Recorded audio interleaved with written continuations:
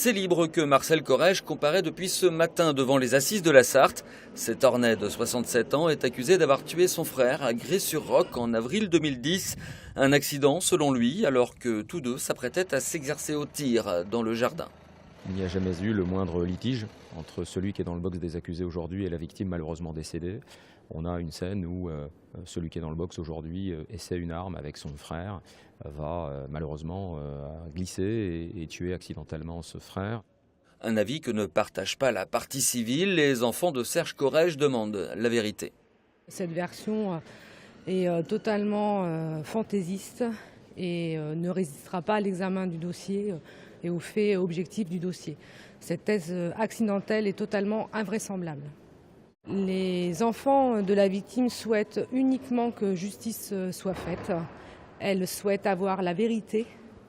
Elles souhaitent honorer la mémoire de leur père.